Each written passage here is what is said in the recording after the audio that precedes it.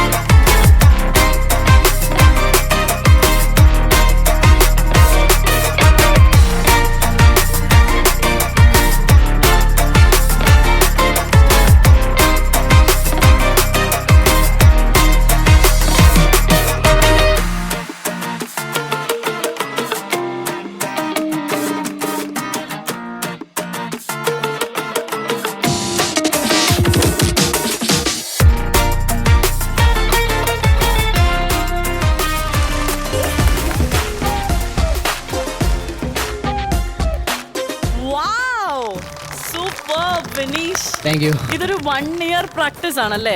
Shows your hard work കേട്ടോ. നമുക്ക് ചോദിക്കാം, ജോണി സർ എങ്ങനെ ഉണ്ടായിരുന്നു? വിനീഷ് വളരെ ഗംഭീരമായിരുന്നു. Thank you sir. എന്നാ സ്കൂൾ ടീമിലുണ്ടോ? സ്കൂൾ ടീമിൽ ഞാനിപ്പോൾ ഫ്രീ സ്റ്റൈൽ മാത്രമേ പ്രാക്ടീസ് ചെയ്യാറുള്ളൂ. ഫുട്ബോൾ കളിക്കാറില്ല? ഞാൻ മാച്ച് ഇപ്പോൾ കളിക്കാറില്ല. കളിക്കണം, കാരണം ബോളുമായിട്ട് ഇത്രയും ഒരു ഒത്തിണക്കം വന്നപ്പോൾ ഇനി കളിക്കുകയും കൂടെ വേണം. കാരണം നമ്മൾ ഒരിക്കലും ഈ MRF ഒക്കെ അക്കാഡമി ഉണ്ട്, ഫുട്ബോൾ അക്കാഡമി. നമ്മുടെ രാജ്യം ഏറ്റവും പിന്നോക്കം നിൽക്കുന്ന ഒരു ഗെയിമാണ്. കരയെ എം വിജയനും പാപ്പച്ചനും ഒക്കെ ഉണ്ടെങ്കിലും അത്രയും അങ്ങോട്ട്, സുനിൽ ഛേത്രിയൊക്കെ ഉണ്ടെങ്കിലും അത്രയും അങ്ങോട്ട് ഫുട്ബോളിൽ നമ്മളെ 126 അങ്ങനെ കണ്ട സ്ഥാനത്താണ്. അപ്പോൾ നിങ്ങളുടെ കയ്യിലാണ് ഫുട്ബോളിൻ്റെ ഇന്ത്യയുടെ ഒരു ഭാവി. അപ്പോൾ എന്തായാലും ടീമിൽ കയറണം, വലിയൊരു ഫുട്ബോളർ ആവണം കേട്ടോ. All the best. Thank you sir. Thank you. Dharman ചേട്ടാ, ഇനി പത്രക്കാരൊക്കെ എഴുതുന്നത് പന്തടക്കം എന്നൊക്കെ പറയൂലേ, അങ്ങനത്തെ ഒരു വിദ്യയാണ് ഇത് എനിക്ക് തോന്നുന്നത്.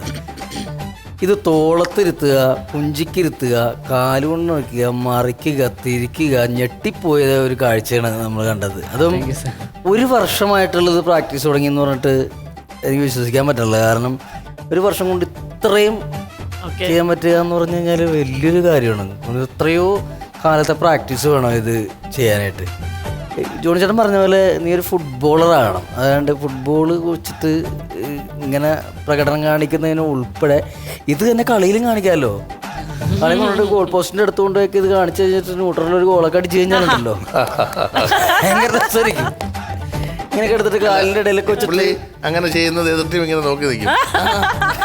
ഗോളി തന്നെ നോക്കിയെന്നോ, ഗോളിക്ക് ഒരു പിടുത്തം കിട്ടില്ലേ, ഇത് എവിടെ കൂടി ഗോൾ അടിക്കണമെന്ന് അറിയാൻ പറ്റില്ല. കാലിൻ്റെ ഇടയിൽ വെച്ചിട്ട് അതിൽ വെച്ചിട്ട് കറക്റ്റ് വെച്ചിട്ട് തോളത്ത് വെച്ചിട്ട് ഒരു അടിയങ്ങ അടിച്ചിട്ട് ഗോളായി കഴിഞ്ഞാൽ പണി പാളിയില്ലേ.